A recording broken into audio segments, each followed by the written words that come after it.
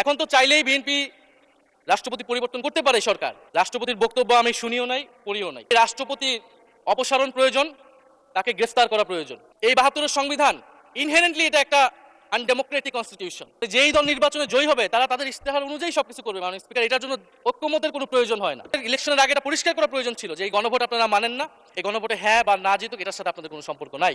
মুক্তিযুদ্ধকেও ছোট করতেছেন, জুলাই গণঅভ্যুত্থানকেও ছোট করতেছেন।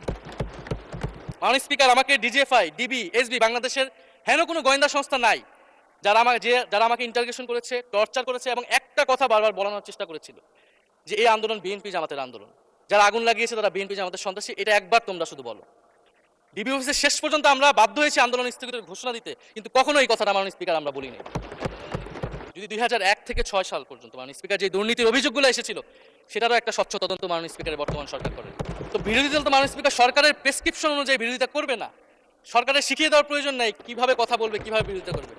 বিরোধী দল বিরোধিতা করবে, সমালোচনা করবে, জনগণ এটা ঠিক করবে বিরোধী দলকে কতটুকু সমর্থন দিবে কি দিবে না। মাননীয় স্পিকার, রাষ্ট্রপতির বক্তব্য আমি শুনিও নাই, পড়িও নাই, এবং সেই বক্তব্য দেওয়ার সুযোগ করে দেওয়াকে আমরা প্রত্যাখ্যান জানিয়েছিলাম।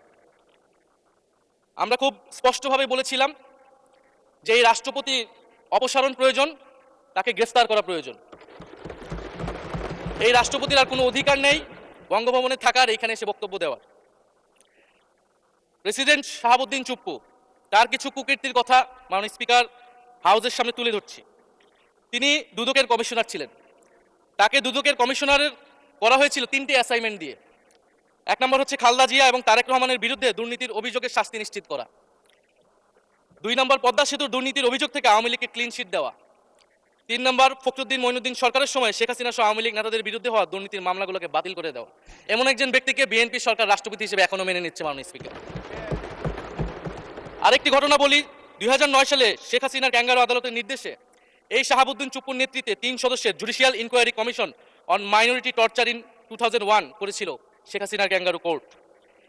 এই প্রতিবেদন অনুসারে বিএনপির 26,000 বিএনপি নেতাকর্মীকে 2001 সালে ক্ষমতায় এসে কয়েক হাজার হিন্দুকে তারা হত্যা করেছে, এজন্য দায়ী করা হয়েছিল মাননীয় স্পিকার। এবং আওয়ামী লীগ এই রিপোর্ট দেশে বিদেশে এই রিপোর্ট ফেরি করে তারা নিজেদের এখানে ক্ষমতায় থাকাটাকে পাকাপোক্ত করেছিল। মাননীয় স্পিকার, এই রাষ্ট্রপতি চুপ্পু এসালামের হাতে ইসলামী ব্যাংকে তুলে দেওয়ার কারিগর, 2 কোটি আমানতকারীকে পথে বসিয়েছিল।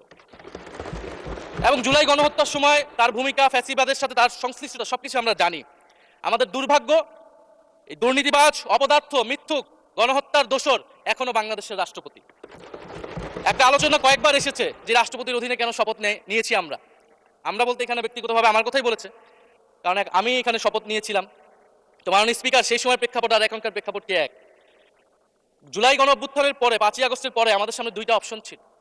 আমরা বলেছিলাম জাতীয় সরকার করতে হবে, সেই জাতীয় সরকারের প্রস্তাব বিএনপি নাকচ করে দিয়েছে। আমাদের সামনে আরেকটা অপশন ছিল ক্ষমতা আর্মির হাতে তুলে দেওয়া। যদি আমরা সেই দিকে আগাতাম আজকে তারা এখানে বসতে পারতেন কিনা মাননীয় স্পিকার সেটা সন্দেহ আছে। দেশের স্বার্থে, দেশের স্থিতিশীলার স্বার্থে আমরা সেই সময় সরকারে গিয়েছিলাম, আমরা শপথ নিয়েছিলাম। কিন্তু বৈষম্যবিরোধী ছাত্র আন্দোলন খুব স্পষ্টভাবে 2024 সালে কিন্তু এই রাষ্ট্রপতির অপসারণ চেয়েছিল। সেই সময় সাংবিধানিক ধারাবাহিকতার কথা বলে রাষ্ট্রপতির পক্ষে অবস্থান নিয়েছিল বিএনপির মহাসচিব মির্জা ফখরুল আলমগীর সাহেব, তিনি নিজেই কথা বলেছিলেন। বলে এখন তো একটা নির্বাচিত সরকার মাননীয় স্পিকার, এখন তো চাইলেই বিএনপি রাষ্ট্রপতি পরিবর্তন করতে পারে সরকার, এবং আমরা বিশ্বাস করি বিএনপিতে সেই ধরনের যোগ্য আস্থাভাজন ব্যক্তি নিশ্চয়ই রয়েছেন। এবং সরকার দলের সদস্য অনেকে গৌরবের সাথে বলেছেন যে যেই রাষ্ট্রপতি জিয়াউর রহমানের বিরোধিতা করেছেন সেই রাষ্ট্রপতি এখন জিয়াউর রহমানের প্রশংসা করছে। মাননীয় স্পিকার, গাধাকে দিয়ে আপনি হাল চাষ করিয়ে এটার মধ্যে কোনো বাহাদুরি নাই। এটা আপনাদের দেউলিয়ত্ব, সরকারের দেউলিয়াত্ব যে সরকার এখনো রাষ্ট্রপতি পরিবর্তন করতে পারছে না। মাননীয়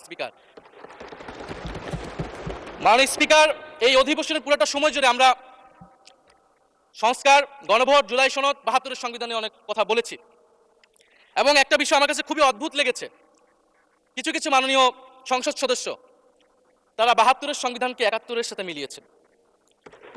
মাননীয় স্পিকার, আমার জানা নেই আসলে তারা কোন বিবেচনা থেকে এটি মিলিয়েছেন। এটা তো সবসময় আওয়ামী লীগ মিলিয়েছে মাননীয় স্পিকার। তারা ৭২-এর সংবিধানকে ৭১-এর ফসল হিসেবে ৭১-এর চেতনার সাথে মিলিয়েছে।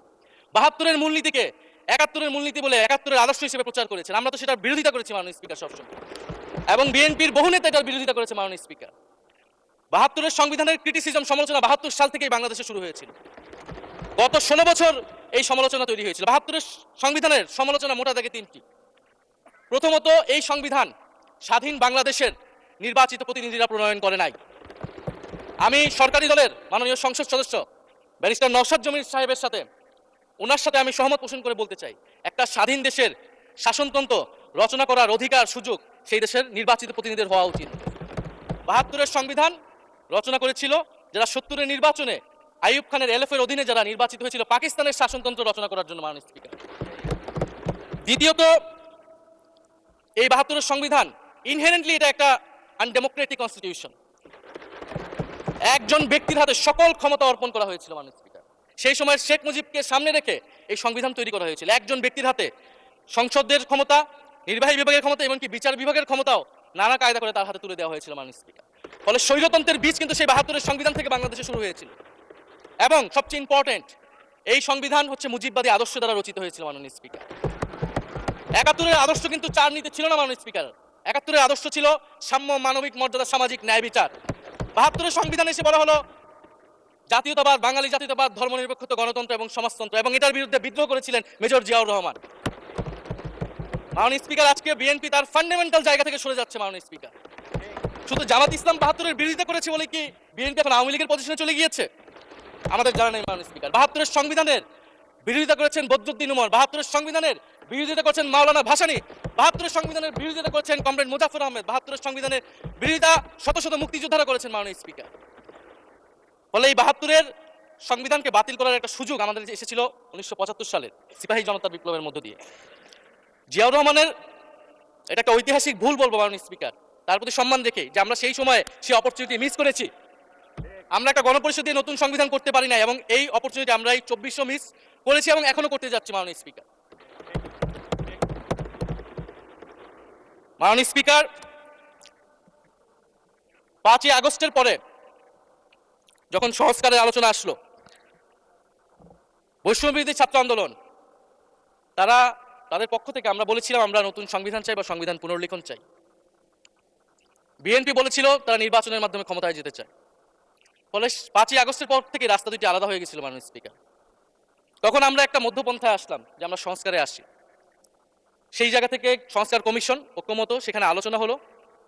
এখন সাংবিধানিক সংস্কার পরিষদ করার কথা গণভোটে বলা হলো। এখন বিএনপি সেই জায়গা থেকে সরে গিয়েছে। এখন বিএনপি যদি সেই জায়গা থেকে সরে যায়, আমাদেরকে পূর্বের জায়গায় ফেরত যেতে হবে, মাননীয় স্পিকার। সংবিধান পুনর্লেখনের দাবি আমাদেরকে জানাতে হবে। তারা যদি ৭২-এর পক্ষে এরকম অটল অবস্থানে থাকে। জুলাই সনদ নিয়ে অনেক কথা হয়েছে, মাননীয় স্পিকার। জুলাই সনদ, জাতীয় জুলাই সনদ, আমরা যেদিন স্বাক্ষর হয়েছিল, আমরা জাতীয় নাগরিক পার্টি সেদিন স্বাক্ষর অনুষ্ঠানে যাইনি, মাননীয় স্পিকার। এবং পরবর্তীতে আমরা স্বাক্ষর করেছি বলা যায় না, আমরা সেখানে আমাদের কমেন্টটা দিয়ে এসেছিলাম, মাননীয় স্পিকার।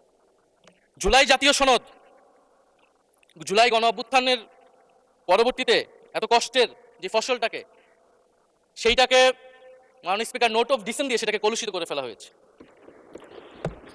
যেদিন জুলাই জাতীয় সনদ স্বাক্ষর হয়, সেদিন জুলাই জাতীয় সনদের মেজর সংস্কারগুলোতেই পাশে একটা নোট লেখা হয়েছে যে কোনো রাজনৈতিক দল বা জোট তাদের নির্বাচনী ইস্তিহার উল্লেখ করব, যদি জনগণের ম্যান্ডেট লাভ করে তাহলে তারা সেই মতো ব্যবস্থা গ্রহণ করতে পারবে।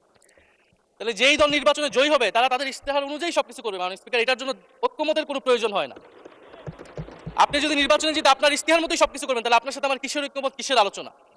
এবং সেই নোটগুলো কিভাবে লেখানো হয়েছে, কিভাবে বল প্রয়োগ করে, শক্তি প্রয়োগ করে ঐক্যমত কমিশনকে চাপ দিয়ে লেখানো হয়েছে, মাননীয় স্পিকার, এটা ঐক্যমত কমিশনের আমি মনে করি এখন বলার সুযোগ এসেছে, সময় এসেছে। ফলে জুলাই জাতীয় সনদকে আমরা অ্যাকসেপ্ট সেই সময় করতে পারি নাই। এবং মাননীয় স্বরাষ্ট্রমন্ত্রীর ভাষাকে ধার করে আমি বলতে চাই যে জুলাই জাতীয় সনদ এক অন্তহীন প্রতারণার দলিলে পরিণত করেছে, মাননীয় স্পিকার, বিএনপি এটাকে। এবং ৭২-এর সংবিধানকে আওয়ামী লীগ দলীয় ইস্তিহারে পরিণত করেছিল, কলুষিত করেছিল। এবং জুলাই জাতীয় সনদকে বিএনপি কলুষিত করেছে, দলীয় ইস্তিহারে পরিণত করেছে, মাননীয় স্পিকার। আপনি বলছেন জুলাই জাতীয় সনদ, তারপরে আপনি দেখাচ্ছেন হচ্ছে আমার দলীয় ইস্তিহার, তাহলে এখানে তো কোনো ঐক্যমতের সুযোগ নেই। এরপরে আসলো গণভোট।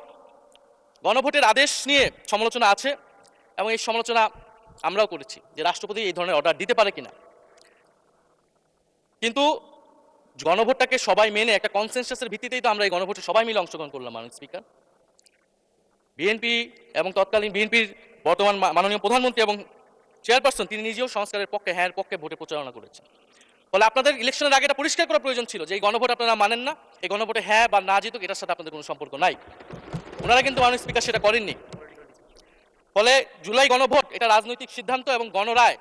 মাননীয় স্বরাষ্ট্রমন্ত্রী তিনি নিজেই সেই সময় বলেছেন যে গণরায় হচ্ছে সার্বভৌম ক্ষমতা, জনগণের রায় আসলে সেটা সকলেই মেনে নিতে বাধ্য হবে, এমনকি যদি সেটার বিরুদ্ধেও কেউ বিজয়ী হয় তারাও সেটা মেনে নিতে বাধ্য হবে। ফলে আমরা মনে করি যে এই গণভোট অনুসারে যে সাংবিধানিক সংস্কার পরিষদ অতি দ্রুত সময়ের মধ্যে সাংবিধানিক সংস্কার পরিষদ গঠন করা উচিত, এর সুরাহা করা উচিত। আমরা তো মাননীয় স্পিকার অনেক দূর সরে এসেছি, নতুন সংবিধানের জায়গা থেকে সরে আসতে আসতে আমরা কোথায় আসলাম? আমরা খুবই সামান্য কিছু দাবি এখানে এসেছে, জুলাই জাতীয় সনদ বা গণভোট যেটাই বলেন না কেন, যে একটা উচ্চকক্ষ হবে ভোটের অনুপাতে, তত্ত্বাবধায়ক সরকার হবে। এই তত্ত্বাবধায়ক সরকার নিয়ে তো এত ঝামেলা, গত 16 বছরের এত আন্দোলন। কিভাবে নিয়োগ হবে এই নিয়োগটা আমাদেরকে জানতে হবে মাননীয় স্পিকার। নির্বাচন কমিশনার এবং সাংবিধানিক প্রতিষ্ঠানগুলোতে কিভাবে নিয়োগ হবে, একটা নির্দলীয় এবং গ্রহণযোগ্য নিয়োগ আমরা কিভাবে করতে পারি যেটা দেশকে বিভাজিত করবে না, বিরোধী দলের উপরে বিরোধী দলের অধিকার ক্ষুণ্ণ করবে না, এবং সবচেয়ে গুরুত্বপূর্ণ বিচার বিভাগ পৃথকীকরণ মাননীয় স্পিকার। এগুলা আমরা 5ই আগস্টের পরে আসমান থেকে বলিনি, এগুলা গত 16 বছর আলোচনা হয়েছে, বিএনপির 31 দফায় আলোচনা ছিল।